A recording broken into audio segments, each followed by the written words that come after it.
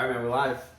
We're recording. We're good. We're nice and intimate in Jonathan's home. Yes. Dude, that was a great bike ride you took me on the trail. Yeah. Like, how many miles do you think that was?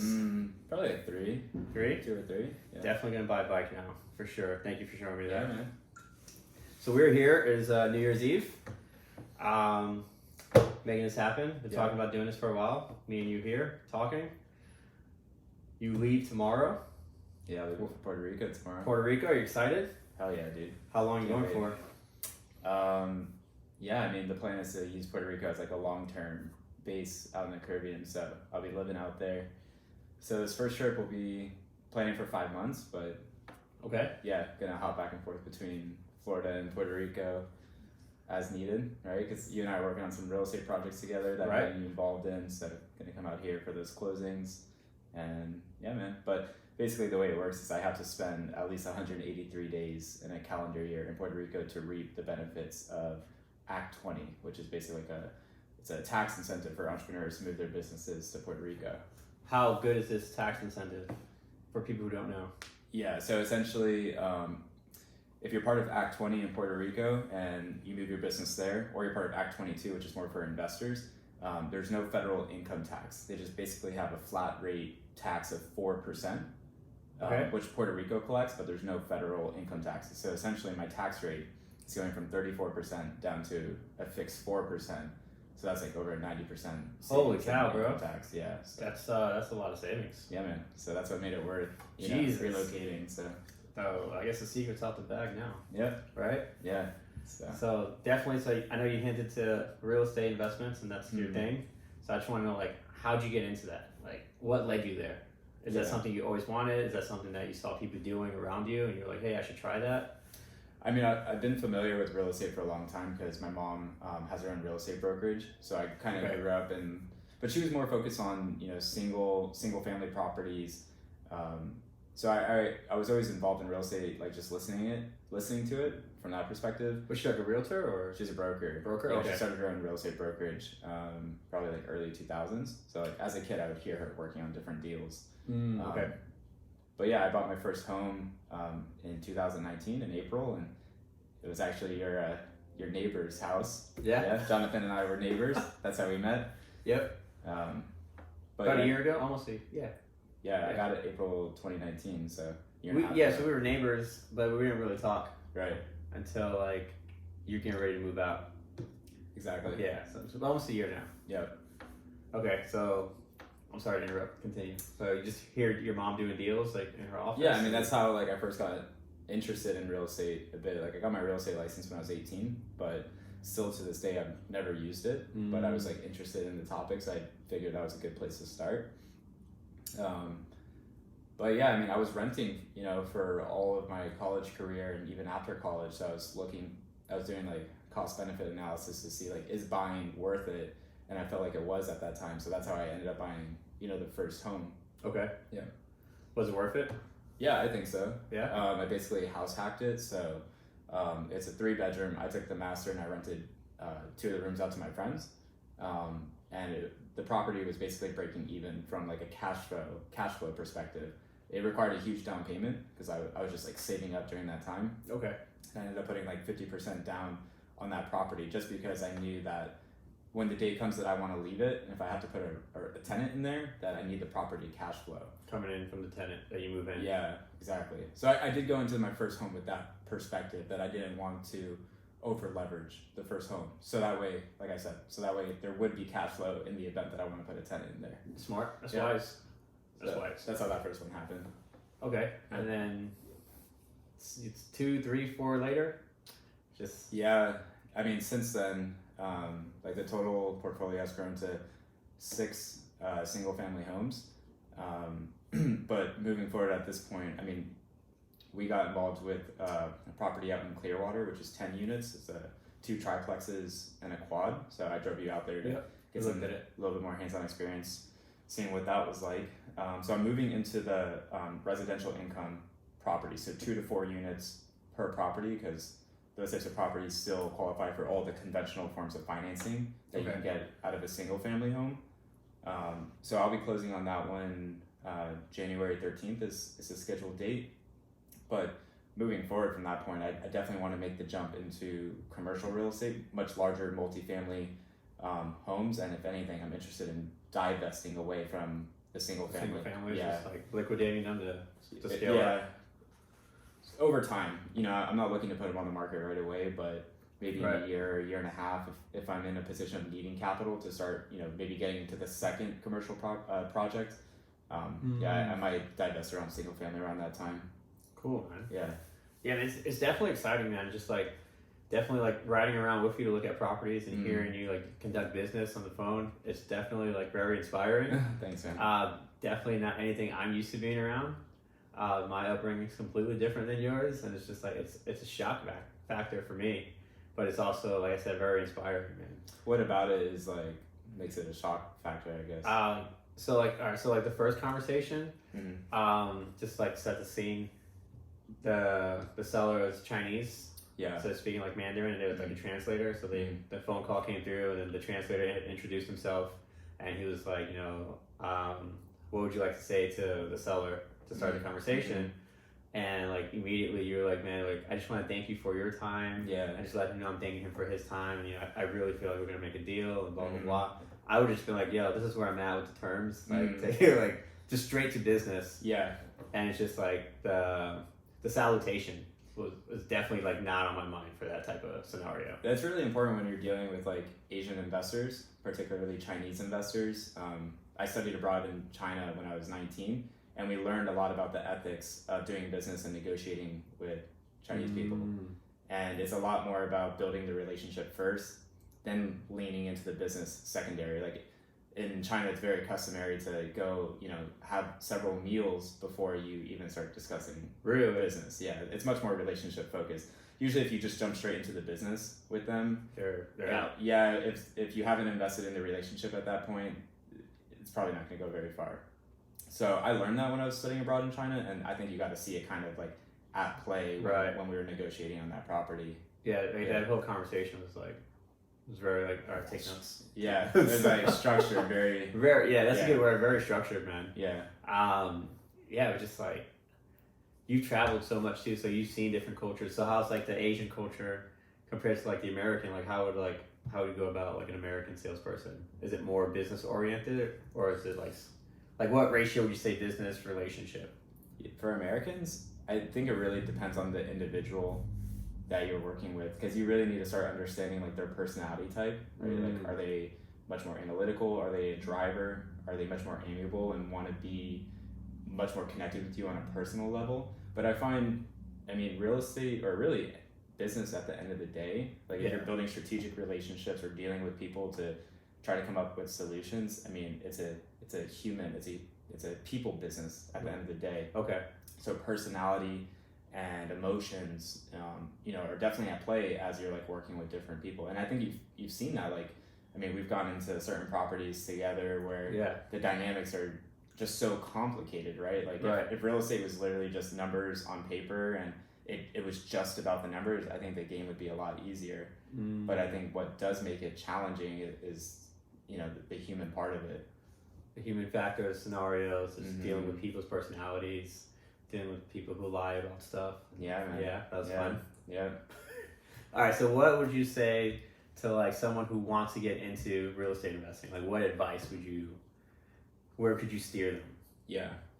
So, all right, if we're just going to talk from like a return on investment perspective, right? For somebody who's like just trying to get into the game, I think they should be investing into knowledge, into all the education. They can buy that book, right? Like what I'm saying is all the books you can consume on it, or all of the learning assets that you can get your hands on. I think that's going to probably provide the best return on investment, right? Like a $25 book can give you, some great ideas, or like help you avoid some like really costly mistakes. So like if you're brand new into it and you're starting from zero, I'd say that you shouldn't be going and buying a house. You should be going and buying, that course, that book.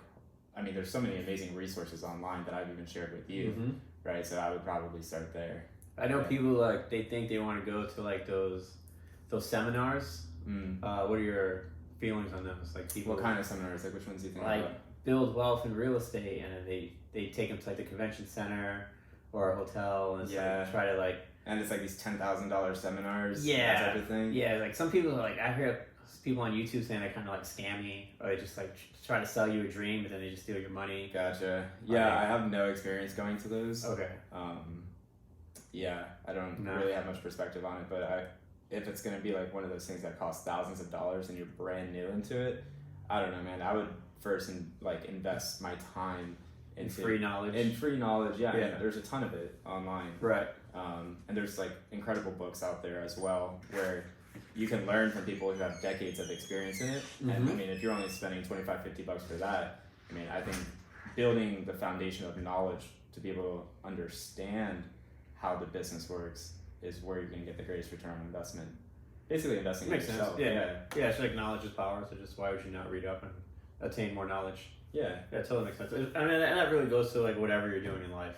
Definitely. Like, so what would you say would be like your biggest mistake so far? Like something you wish you could take back, if anything, in real estate. While you've been doing it.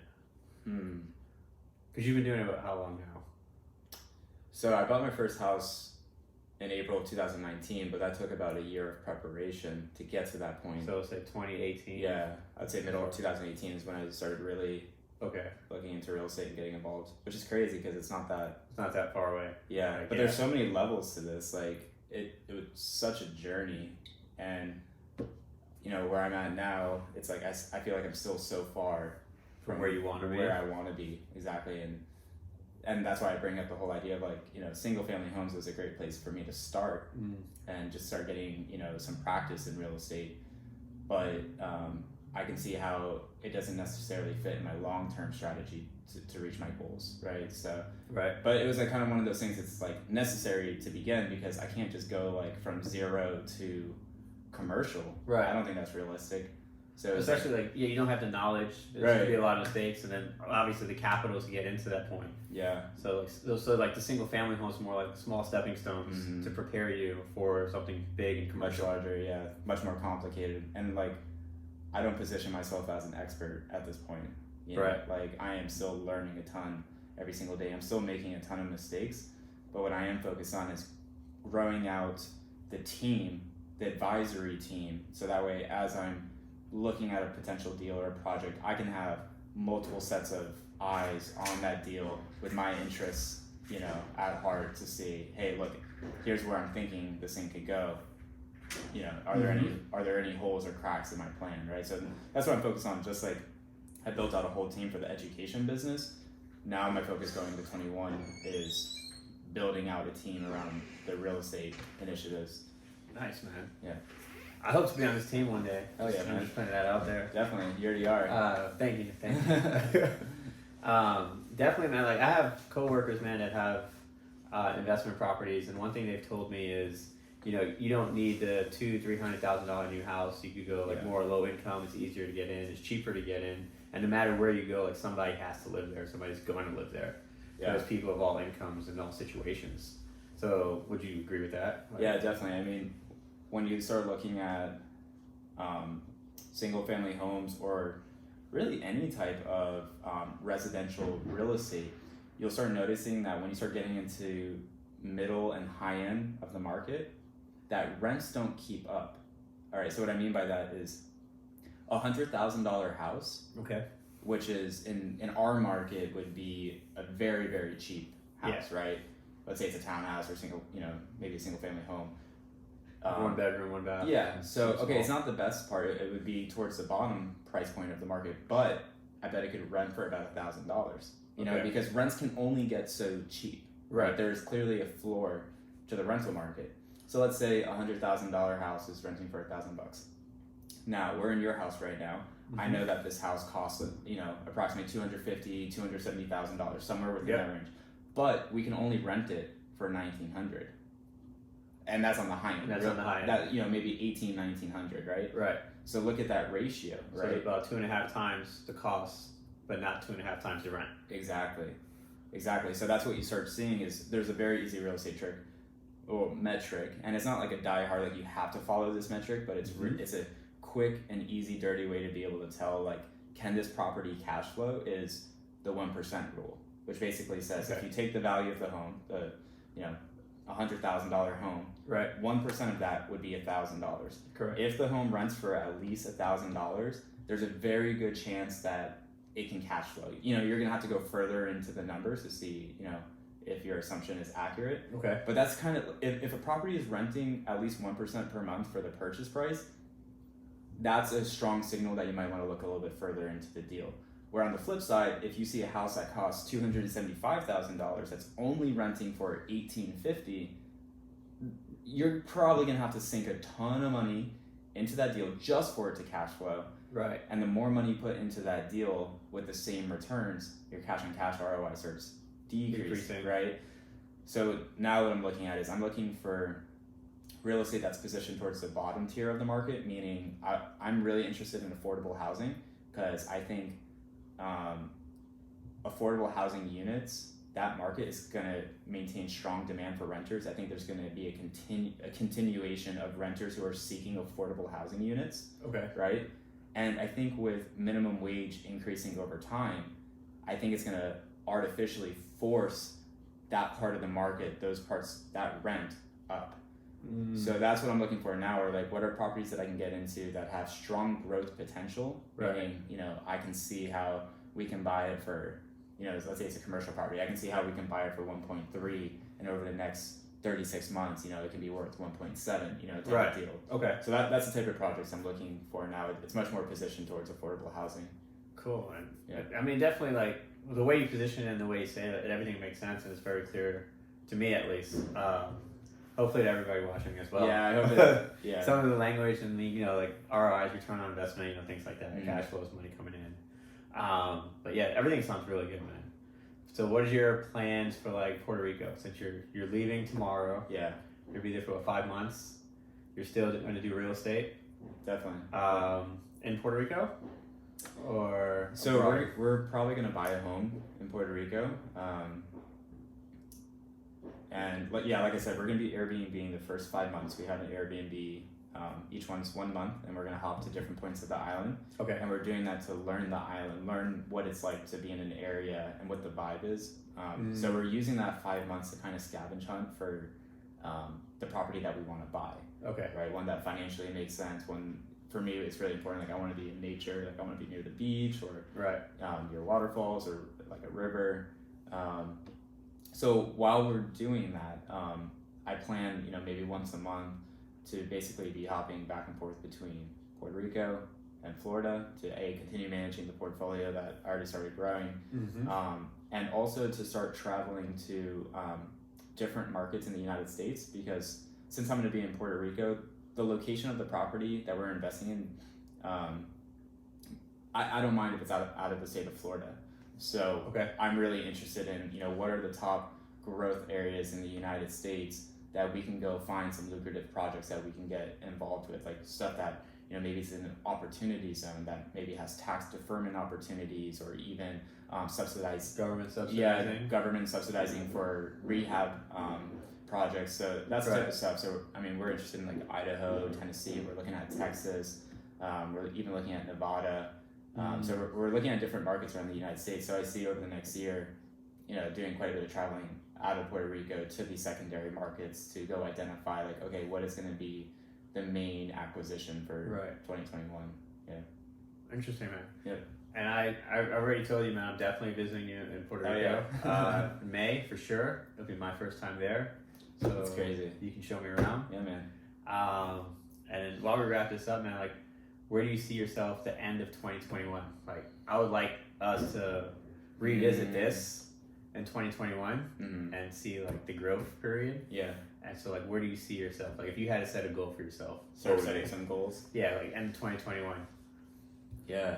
Okay. So, so one of my goals, long-term goals, is to build real estate cash flow to $10,000 a month. To me, that's like the magic number where like I feel like I could, on paper, in theory, I could retire. Okay. So that has been my goal for the last 3 years, and I'm still very far away from that goal. So it's a good goal. Yeah, I'm hoping that by this time next year, I would like to be at $5,000 a month. I'd like to be at Cash flow. Yeah, just the cash flow position of it. That's where I'd like to be on that side. I would like to add new accounts to my education business. Like I create education products that are using K-12 and higher education. So I run multiple businesses in that space, and the one business that's more focused on the higher education accounts, I'd really like to grow that base of being able to create custom courseware for professors. So I'd love to be able to bring on about three new clients. That would be huge. And then on the K-12 side, I would like to continue growing our direct-to-consumer accounts, because right now the majority of the revenue on the K-12 side is from business-to-business distribution agreements. What I want to do is start, maintain those distribution agreements, right? But I also want to start growing our direct-to-consumer sales channel, because that gives us more independence to, in the event if one of those relationships didn't work out, that we can still continue growing and standing on our own. So the K-12 is your consumer, like the school districts or like teachers? So it would be any educator, right? So any educator or learner, so anyone who's interested in getting certified in industry programs, Adobe, Photoshop, Premiere, After Effects, Microsoft products, and then also any direct technical schools, right? There's many technical training institutions out there. They can come direct to us and purchase. But yeah, it's basically all about the direct-to-consumer outreach, because we are the number one test prep for Adobe products in that sense. I really want to just continue growing out that direct channel. Okay. Let's see, what else, man? Yeah, I want to continue flying, right? Continue flying? Yeah. You're gonna finish the helicopter? I know we talked about it. We talked about maybe airplanes. Yeah, I think I would like to make the pivot from helicopters to airplanes. Okay. It seems like then I can get access to more of the Caribbean, being in Puerto Rico, if I was flying planes over helicopters. Yeah, man. I mean, I got some like personal health stuff that I'd like to work on too, like fitness and decreasing temptations, right? Yep, I know about those. Yeah, what else? What are some of yours? Mine is definitely investment property. Okay. At least like one. You want to get into you want to buy a rental? Yeah, definitely buy a rental. At least I'll tell one. you mine, man. I got a maybe couple two. if you want. Make a deal. One, definitely one. I'm gonna shoot for two though. Okay. For sure. Definitely with your guidance. Yep. That's like the main goal for 2021 for me. Other than that, like I do want to travel just more. Mm-hmm. I've traveled a lot in the continental U.S. Never really traveled abroad. I did go to Mexico once. Okay. I went to Mexico twice. Once on a cruise and then once flying. But that's about it as far as like going overseas. Gotcha. So definitely Puerto Rico in May. Yep. That's definitely gonna be on the books. That's it for now for traveling. Other than that, man, just definitely saving up. Saving up for like more liquid cash for more investments for 2022. So definitely going into 2021 with the 2022 mindset to get more properties. Gotcha. So yeah, that's where I'm at. Yeah, that's dope, man. Yeah, man, I'm looking for more balance between, because I do have a lot of work on my plate, just between managing the different businesses and everything that comes on with real estate. And what I want next going into 2021 is more balance between work and like being outside. Like being in nature is so important to me. Like I want to be at the beach. I want to go on the bike rides. I want to go surfing. I want to go, on hikes or scuba, right? Right. So that's what I'm seeking for. Outdoorsman. Like, yeah, man. This year was hard, right? Like I'm so used to traveling, and now like 99% of the world got shut down. All the mandates. Yeah.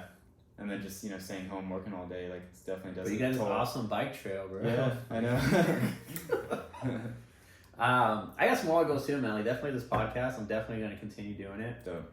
My daughter wants to do a recording studio upstairs, Okay. so definitely gonna do that for her. She wants to work on an album, music, so I'm definitely supportive for that. So, but other than that, man, that's where I'm at. Just stay working. I like staying busy. Yeah. I like working. I don't see myself ever stop working. Yeah. I don't see you stop working either. Like that's just the way we're built. But we want the option in our back pocket to be able to stop working if we wanted to, right? Like. Yeah, no, definitely. But I think like even if I did have that option and I did use it, continue, yeah. I would like after a short period of time, I just want to go back to work. But you'd probably be a lot more selective of the type of work you take. Oh, for sure, right? Yeah, yeah. And the type of like bullshit I would put up with. Exactly. Yeah, yeah. That's freedom. Cool, man. All right, brother. Well, thanks for having me on here, and yeah. I'm happy I met you this year. Definitely, so 2020 Awesome. I wish you the best in Puerto Rico. I will Thanks, brother. see you out there in May with Malau. Manau. Manau, the most traveled dog that I know. Yeah, man. All right, man. Happy New Year's. Happy New Year's. That's a wrap. That's a wrap. How long was